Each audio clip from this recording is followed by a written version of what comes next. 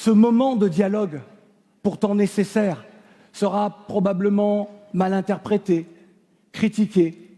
Mais allez, nous sommes entre nous, soyons honnêtes. Jamais un président français n'était allé aussi loin dans sa volonté de donner la parole à l'Afrique par le biais de sa jeunesse.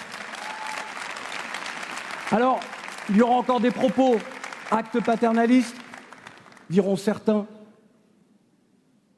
C'est oublier tout ce que nous avons en commun. Et puis surtout, c'est oublier la sincérité de tous ces jeunes qui vont s'exprimer et celles et ceux qui nous regardent et qui sont engagés depuis longtemps.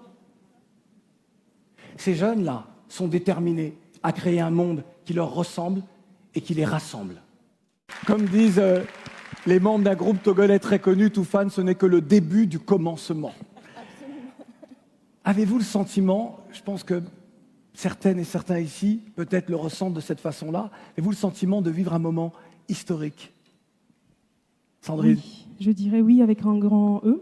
Au fait, déjà la relation, on n'arrive pas à expliquer, on l'avait vécu pendant les quelques jours de travaux pour préparer donc ce sommet, et on se disait mais waouh, on a la chance quand même d'avoir été appelés, malgré ce que les gens peuvent dire, qu'on n'a pas du tout de légitimité ou pas, mais on a la chance d'être appelés, de quand même proposer un nouveau regard, un nouveau changement, de nouvelles relations entre la France et l'Afrique.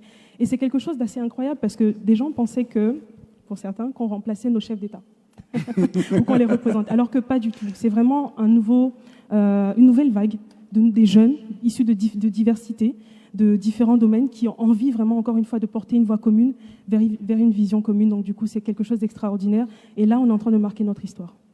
Merci Sandrine. Merci Sandrine de rappeler que ce sommet n'est pas un sommet contre des chefs d'État, contre des responsables politiques, mais bien un sommet qui donne la parole à celles et ceux qui font le continent aujourd'hui. Ce n'est pas un sommet des opposants politiques, mais bien le sommet des jeunes d'Afrique et des diasporas, comme le disait très justement Lova à l'instant. Ça a été facile pour vous, puisque tout à l'heure, Sandrine parlait de légitimité. Qu'est-ce qu'être légitime? Lorsqu'on est dans l'action, on est forcément légitime. On a le droit de parler, on a le droit de s'exprimer, on a le droit d'agir.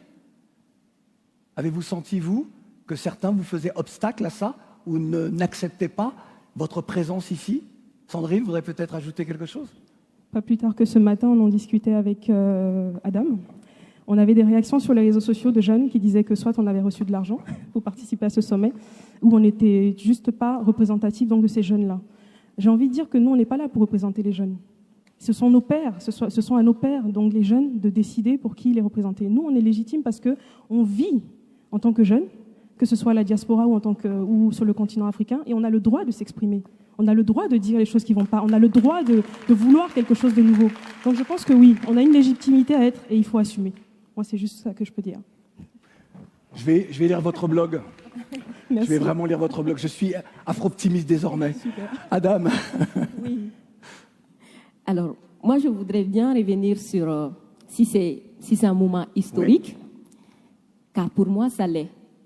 Vous savez, quand j'étais à l'école, au premier cycle, il y a eu un sommet Afrique-France à Bamako, et on nous a fait sortir de notre école, nous amener à l'aéroport pour aller applaudir. C'était quand? Je ne sais pas si c'était en 2007 ou quand, mais je crois que je devrais avoir... J'étais très jeune, j'étais un enfant, on ne savait pas ce qui se passe, on vient, on applaudit. Donc à l'époque, c'était un sommet France-Afrique. Bon, les choses ont changé.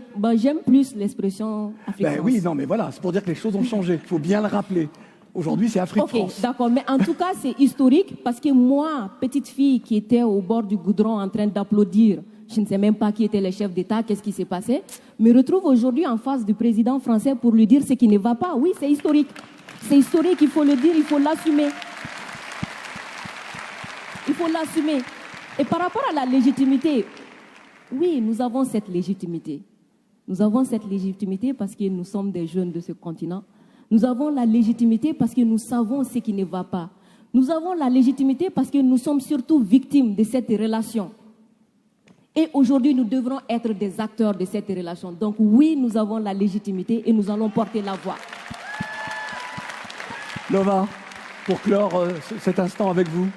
Moi, je suis émue par ce qu'elle dit. Donc... Oui, nous sommes tous émus. Sur la partie historique, je vais rebondir sur ce qu'elle a dit. Moi, c'est de l'autre côté. Moi, j'ai grandi, je suis née dans une banlieue française du 94. Je suis une fille qu'on appelle dite de cité. Donc moi, j'ai vu l'Afrique autrement. Je l'ai vu d'abord par mon père, qui m'a raconté que jusqu'à ses 17 ans, il était indigène. Et je l'ai vu aussi me dire à quel point j'avais la chance d'être française. Donc j'ai dû composer avec ça. Et puis, aujourd'hui, avec toute cette articulation, aller à Madagascar, pour moi, c'était un rite initiatique. J'ai découvert ce que c'était l'appel du sang, l'appel de la terre. Revenir en France, c'était exactement pareil. Parce que ce qu'il ne faut pas oublier, c'est que pour toutes les personnes qui ont ces deux altérités, c'est un tout. À chaque fois que la France saigne, nous aussi on pleure. À chaque fois que l'Afrique saigne, nous aussi on pleure. Et fondamentalement, je pense qu'on est tous venus ici pour poser nos tripes sur la table. Elle est là, notre légitimité. On pose tout, on donne tout, quitte à prendre le risque peut-être de bousculer un certain protocole, mais ça se fera toujours dans le but de tendre la main, parce qu'on a une revanche à prendre sur l'histoire. Il est hors de question que je m'arrête en disant c'est l'histoire de la colonisation, c'est l'histoire de la traite négrière, c'est l'histoire de la France-Afrique. Ce n'est pas ça l'avenir, et moi je suis là ici pour dire que tout se passe demain, mais c'est aujourd'hui qu'on construit. Voilà. Merci infiniment, Lova, Adam et Sandrine. Un sommet auquel RT France n'a pas pu participer. On retrouve à Montpellier Samantha Ramsamy. Bonsoir Samantha. L'accréditation d'RT France a été refusée. Alors oui, nous avons été refoulés à l'entrée presse du nouveau sommet Afrique-France. Malgré notre inscription, il y a plusieurs semaines, nos accréditations n'ont pas été acceptées. L'agence en charge des médias nous a indiqué le motif suivant. Pas d'accréditation pour des raisons de sécurité sur décision de la préfecture. L'actualité ici à Montpellier, outre ce rendez-vous au Sud France Arena avec ce nouveau sommet Afrique-France, eh bien c'est aussi un contre-sommet à l'initiative de collectifs, d'associations et de militants. L'objectif, c'est de lutter contre les maux persistants de la France-Afrique. Dans son ensemble, ce sont des manifestations durant plusieurs jours qui semblent déranger les autorités, puisque jeudi, plusieurs militants de défense des sans-papiers ont été arrêtés à la gare de Montpellier à leur descente du train en provenance de Paris. Il faut savoir qu'une manifestation est prévue ce samedi et je vous propose d'écouter l'une des participantes, Mireille Fanon Mendes France, la fille de Frantz Fanon, l'une des figures de la lutte anticoloniale. Il y a quelque chose aussi d'un peu désinvolte de la part de ce président, qui est de faire un sommet France-Afrique et un sommet Afrique-France, pardon, et d'en faire un tel battage en une journée.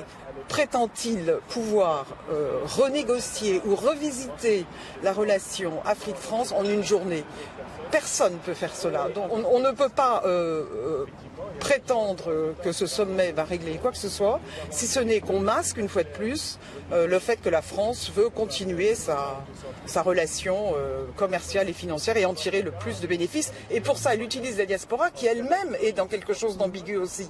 Et pour revenir, Samantha, sur le sommet officiel Afrique-France, il a été marqué par un dialogue plutôt franc avec la jeunesse et des annonces attendues sans surprise. Oui, lors de ce sommet, ce nouveau sommet plutôt Afrique-France, eh bien, c'est vrai qu'il y a quand même eu un dialogue franc entre la jeunesse et Emmanuel Macron. C'était de toute façon annoncé et attendu. Les jeunes qui ont interpellé le président français sur des problématiques importantes comme la démocratie, la question migratoire, mais aussi les tensions avec l'Algérie et plusieurs pays du Maghreb après la décision française de réduire drastiquement les visas. Sur la base des travaux effectués par l'historien et politologue camerounais Achille Bimbé, le chef de l'État a fait plusieurs annonces. Il a annoncé la restitution du patrimoine africain au Bénin notamment, et puis la création d'un fonds de 30 millions d'euros pour la société civile, pour soutenir les démocraties en Afrique. Alors ce n'est pas l'État français qui va fixer les bénéficiaires, ce sera un comité composé de personnalités, de membres de la diaspora. On va quand même attendre attendre de voir qui sont ces membres, qui seront ces membres, quels sont les réseaux dont ils seront issus pour déterminer la transparence et la véritable indépendance de ce futur comité.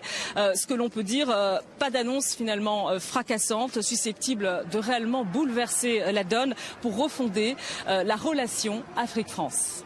Merci beaucoup pour ce compte rendu, Samantha Ramsamy, envoyée spéciale à Montpellier pour ce sommet Afrique-France.